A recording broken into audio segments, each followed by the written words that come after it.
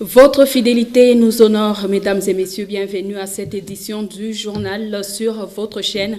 On retient pour l'essentiel des débordements des eaux à chaque tombée des pluies dans la commune Katouba. Plusieurs cas de noyades sont signalés au croisement des avenues Kinshasa et Upemba. Les habitants de cette partie parlent d'un manque d'entretien des canalisations. Nous parlerons également de cet accident de circulation sur la route Kambové. L'excès de vitesse serait la cause de ce dernier, selon la police nationale congolaise de l'ICASI. Il s'agit d'une voiture qui a fini sa course dans un camion en stationnement à la sortie de l'entreprise KPM. Le bilan est de 5 personnes mortes, membres d'une même famille. Et on commence ce journal par cette information. Le président de la République, Félix Antoine Tshisekedi Tshilombo, a présidé mardi 1er décembre une causerie morale à l'intention des officiers généraux supérieurs des FARDC ainsi que de la police nationale congolaise, membres du haut commandement militaire élargi. Ces cadres de l'armée et de la police ont renouvelé leur serment de loyauté au président de la République, chef de l'État et commandant suprême des FARDC ainsi que de la police. Je vous propose cet extrait de l'acte d'engagement lu ici par le général Léon Kassonga. Il est porte-parole des FARDC.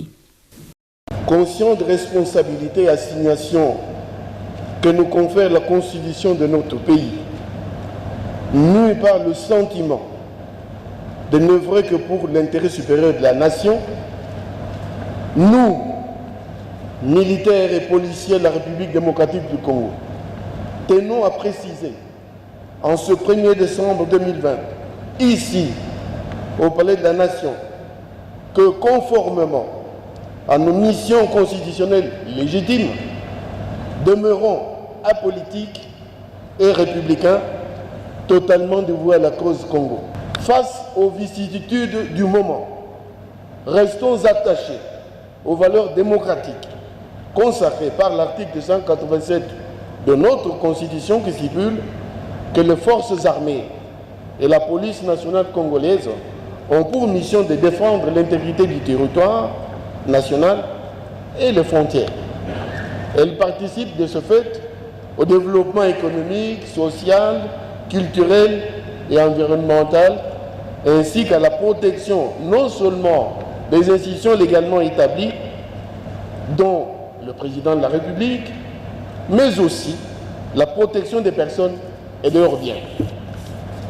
Ciment de l'unité nationale républicaine, les forces armées, la République démocratique du Congo et la police nationale congolaise, résolument dévouées au service de la République démocratique du Congo et à son peuple, ne se laisseront ni inféoder, ni détourner de leur mission sacrée par des vendeurs d'illusions en mal de glorioles.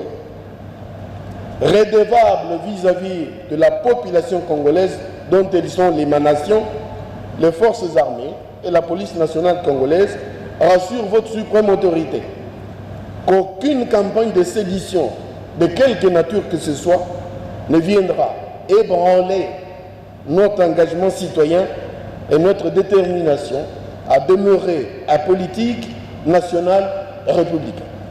À cet effet, nous, militaires et policiers de la République démocratique du Congo, saisissons la présente circonstance pour réitérer toute notre fidélité, toute notre loyauté sans faille, ainsi que toute notre disponibilité à œuvrer sous votre guise, Excellence, à l'accomplissement de nos nobles missions jusqu'au sacrifice suprême.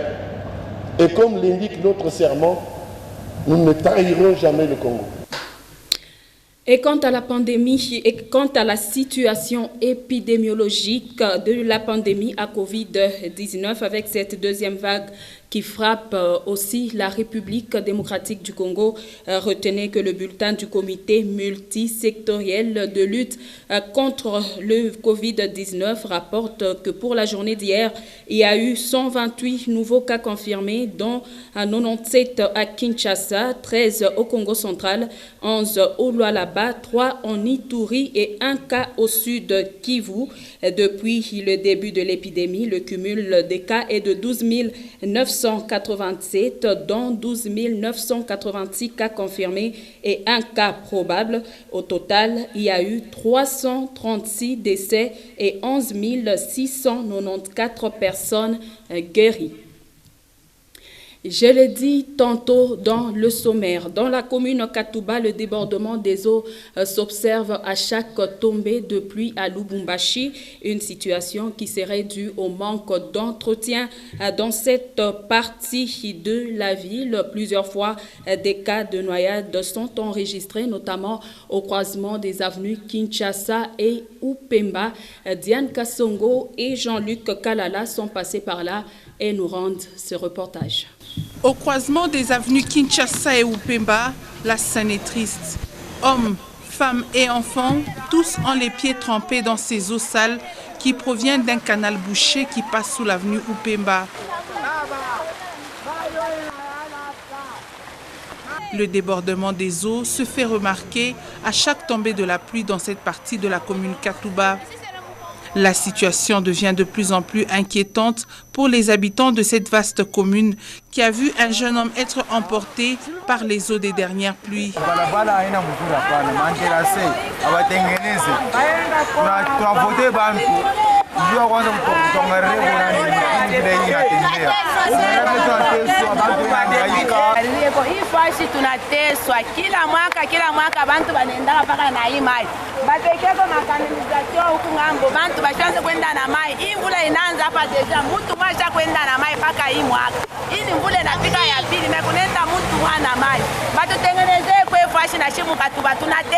Cet autre habitant de Katouba affirme que cette scène s'observe depuis plusieurs années.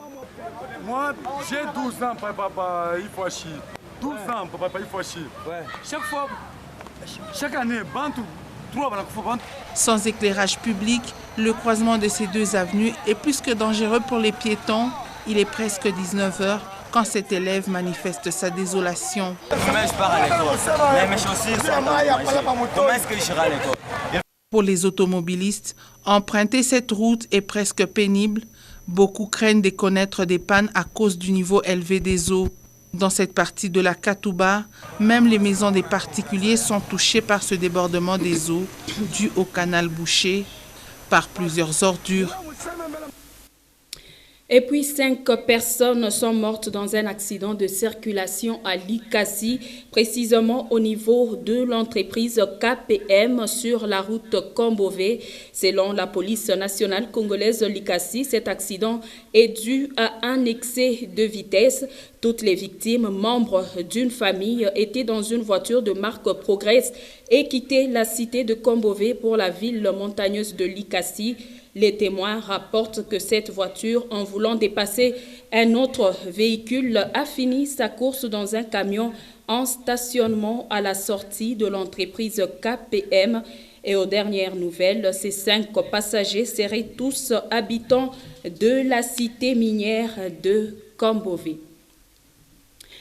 Autre chose, le 2 décembre de chaque année, le monde commémore la journée internationale de l'abolition de l'esclavage. Pour cette année 2020, les organisateurs ont mis un accent sur les travaux des enfants. Le constat fait dans le monde et en République démocratique du Congo démontre la violation de la Convention relative aux droits des enfants. Ce commentaire porte la signature de Kankuchi Tengue Edouard. C'est au mois de décembre de l'année 1949 que l'Assemblée générale des Nations unies avait adopté la Convention pour la répression et l'abolition de l'esclavage. L'objectif poursuivi est l'éradication des formes contemporaines d'esclavage, l'exploitation sexuelle, le mariage forcé et le recrutement forcé d'enfants dans les conflits armés. Pour cette année 2020, les organismes des Nations unies ont mis un accent particulier sur les travaux des enfants. Dans le monde, plus de 150 millions d'enfants sont contraints aux travaux, ce qui représente plus d'un enfant sur 10. Cela va à l'encontre de la Convention relative aux droits des enfants qui stipule que chaque enfant a le droit d'être protégé de la violence, de la maltraitance et de toute forme d'abus et d'exploitation. À Lubumbashi, par exemple, l'on constate l'exploitation des enfants le long des journées. Certains effectuent des petits commerces et d'autres transportent des bagages et charges question de survivre et faire vivre leurs familles respectives. À l'est de la RDC, plusieurs enfants mineurs de leur état sont enrôlés de force dans les conflits armés. Selon l'Organisation internationale du travail, l'esclavage a évolué et se manifeste de nos jours sous plusieurs formes. Et le comité national de Umoja, Wama Association Pembeni ya Moïse Katumbi, s'est encore rendu une fois à Kashobwe village situé à plus de 400 km de la ville de Lubumbashi. Sur place, ils ont organisé un culte d'action de grâce et implanté des affiches à l'image du président national de Ensemble pour la République. Des précisions avec Gaylor Chamba.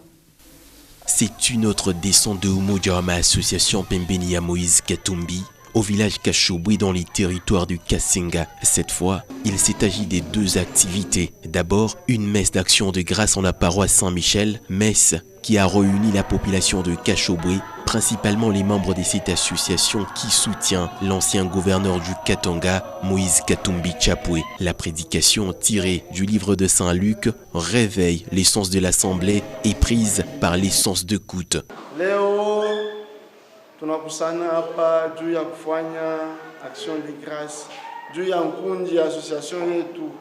Voilà, la prédication laissera place aux offrandes, puis la consécration, la communion et finalement l'action de grâce.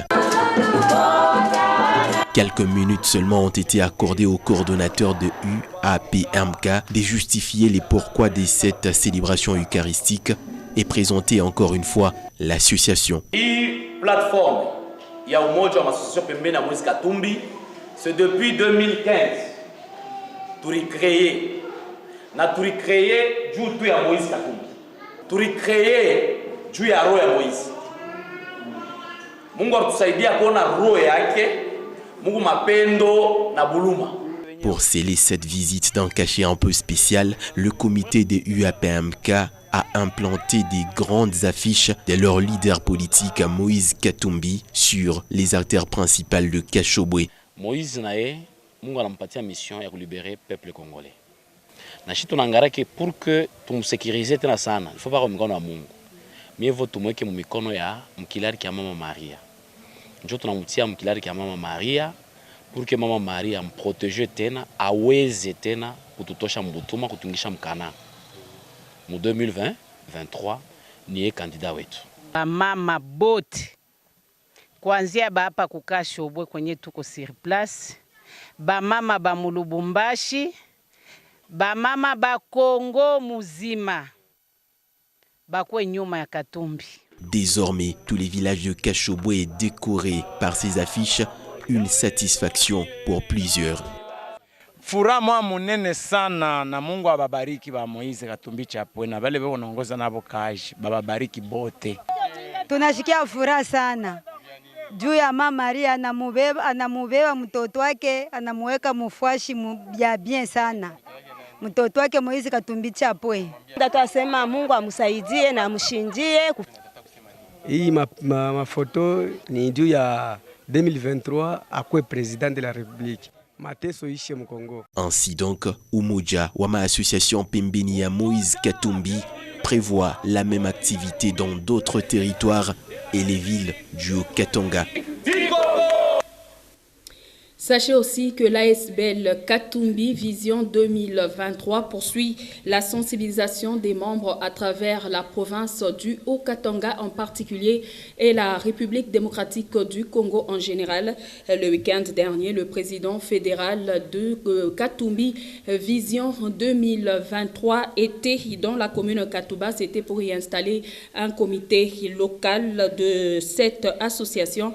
On nous signale que l'événement a vécu dans une forte ambiance. Regardez.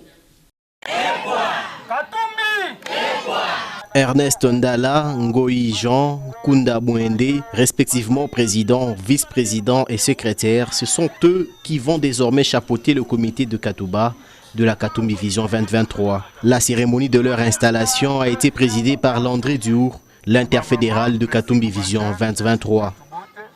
Comité qu'on a installé, Dieu n'a plus à trait d'union, Dieu n'a plus à pont, Dieu n'a plus à bureau et relation entre Chie et Namoye. Il ce matin, nous hésité, nous avons un projet, nous avons un souci, nous avons un membre qui a donné sema, il t'a saisi à Moukini, appuyé à mon président dans la comité yake, puis après à mouficher les membres et mouficher na Chie tous les trucs. Une sensibilisation qui devrait se poursuivre dans leurs milieux respectifs, a indiqué le président interfédéral à tous les participants.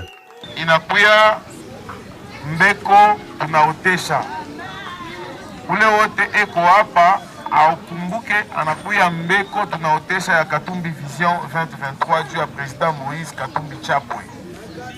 Ile mbeko na hivi tuko mvula, ile mbeko yote izale mbeko mingi, ni kusema vile muku pale mwende mukatumbilize famille Mujima, mukatumbilize avenue Mujima. Katumbi Vision 2023 peut désormais compter sur la commune Katouba pour transmettre la vision de leur modèle et leader politique, Moïse Katumbi Chapwe.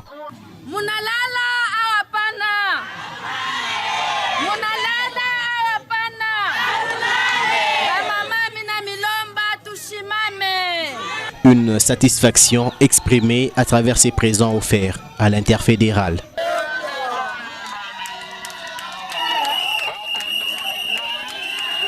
Faisant d'une pierre deux coups, Landry Diour et son comité se sont également rendus à la Kenya pour rencontrer la base. Ici aussi, Vision 2023 a le soutien de tous les membres de la commune rouge pour soutenir Moïse Katumbi avant, pendant et après les élections prochaine de 2023.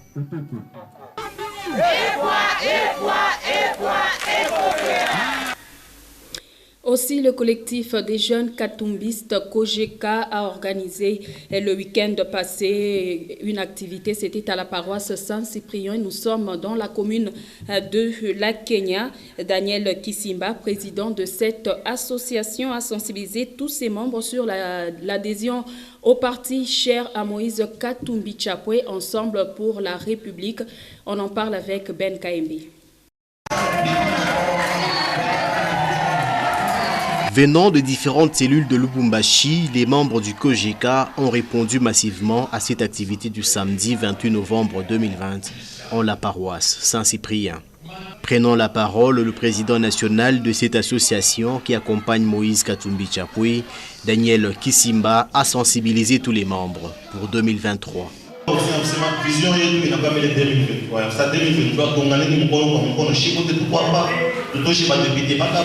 Le Kojeka, désormais prêt pour adhérer au parti Ensemble pour la République, parti cher à leur modèle et leader politique, Moïse Katumbi, insiste le président Kisimba. Alors, parti de Onefungula le 15 décembre. De Onefungula au Kisangani. Moïse a la parti Kisangani, nous avons chassé ma charrette qui balise. Parti politique qui est bien appuyé.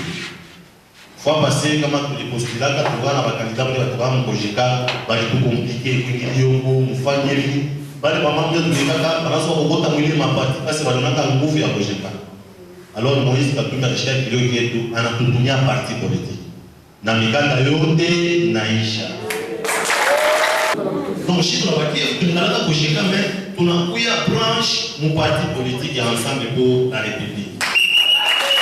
Ainsi, ce mouvement doit être implanté partout dans le pays. Déjà, le Kojeka est la toute première association à être implantée dans la province d'Ituri. naisa tubatumia notification basha kutuma mamimbo ya mzuri banajionyesha beko bamingi sana beko na yimba kinjo association ya kwanza inafika muituri munona furaha kushika. Toutes ces bonnes nouvelles ont été accueillies avec joie par les membres du COJECA à travers des animations.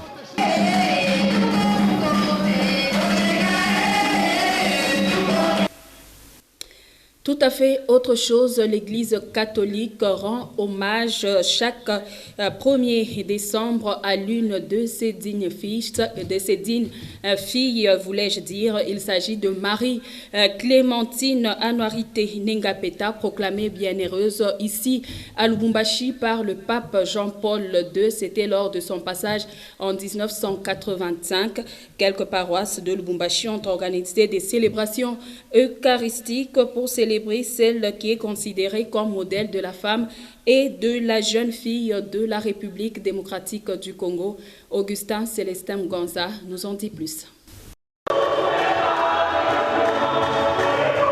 Le 1er décembre 2020, cela fait exactement 56 ans que mourait la sœur Marie Clémentine Anouarité Nengapeta. Un modèle pour la communauté congolaise et aussi une fierté, et nous connaissons comment elle est morte du temps des Moulélé.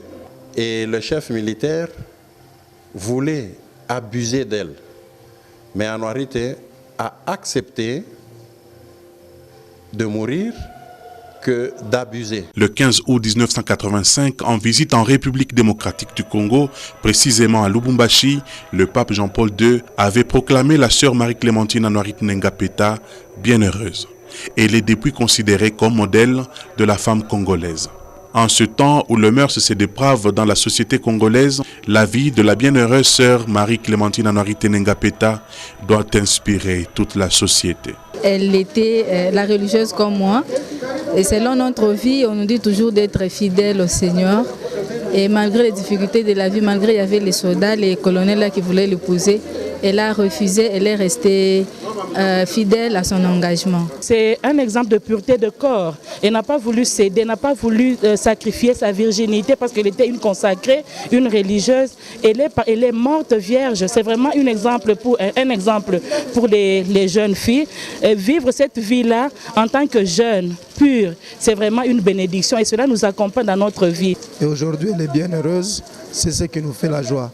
C'est notre modèle de la chrétienté et avec Anouarité, je pense que notre pays doit vraiment se réveiller pour avoir dans le futur les jeunes filles, les jeunes garçons ou les chrétiens qui ressemblent à cette dernière. Chaque 1er décembre, l'Église catholique de la République démocratique du Congo fait de la fête de la bienheureuse Anouarité Nengapeta une solennité. La liturgie prévoit même une messe en rite zaïrois. La paroisse Sainte-Marie et Virginie du quartier Lido-Golf n'a pas dérogé à la règle et a fait de ce 1er décembre 2020 un jour de fête en honneur de la bienheureuse sœur Marie-Clémentine Anouarité Nengapeta. Je vous convie à présent à suivre la rubrique lue pour vous, ce quotidien d'information paraissant à Kinshasa.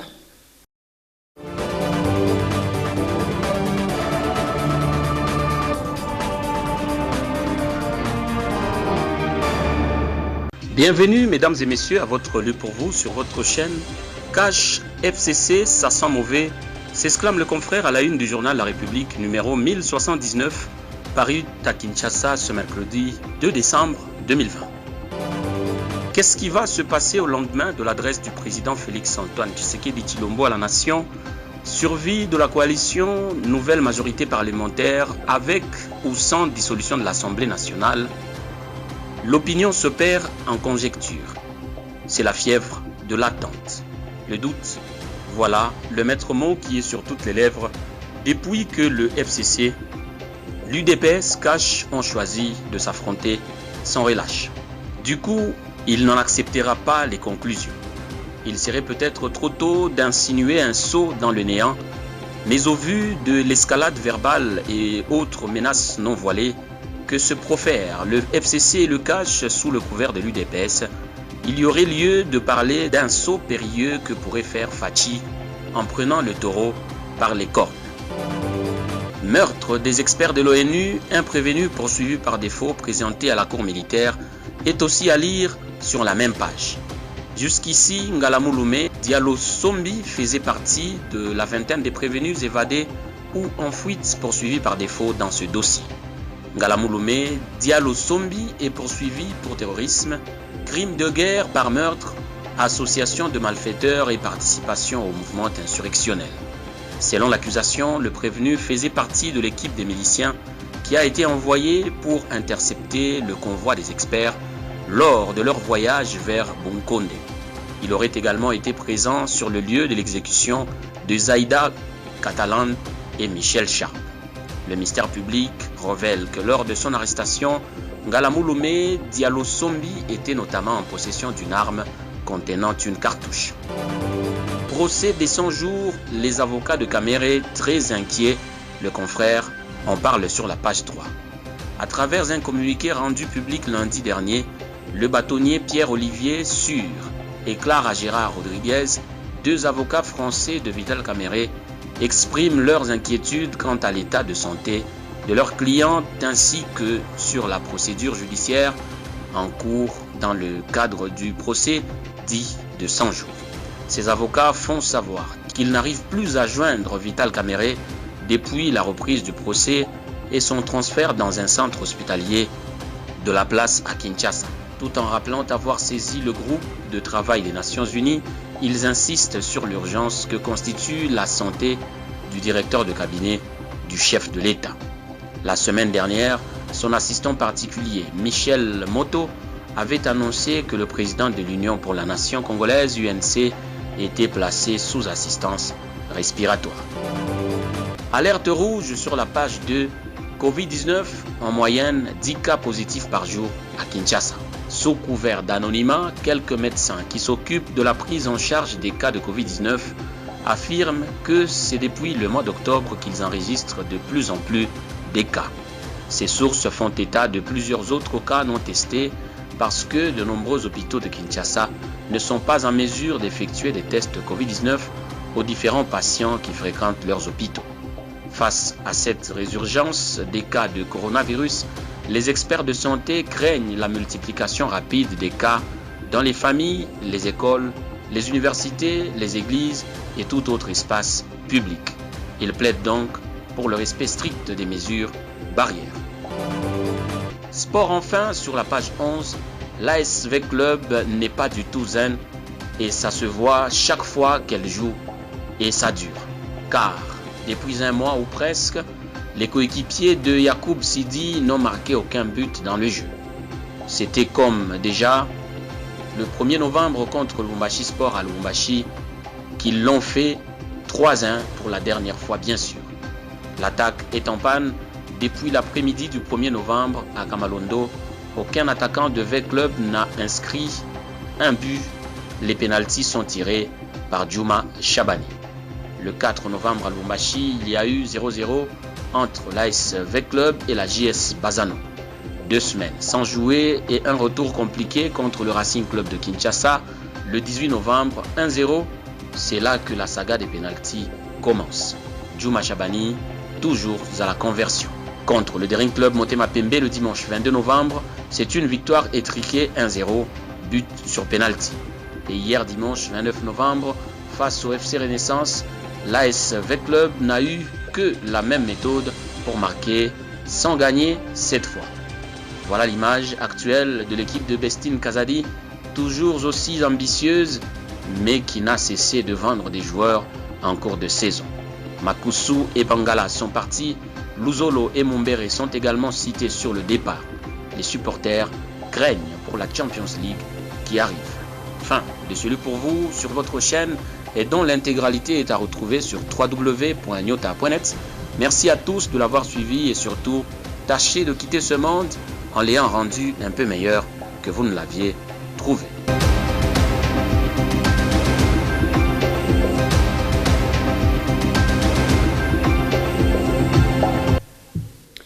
Par cette lecture de Pascal Mwangala Marmotte prend fin ce journal sur Nyota Télévision. Mesdames et messieurs, à vous, je dis sincèrement merci de l'attention lui accordée. Mille merci également à toute l'équipe rédactionnelle ainsi que technique pour sa réalisation. Ne nous quittez pas encore, le programme continue.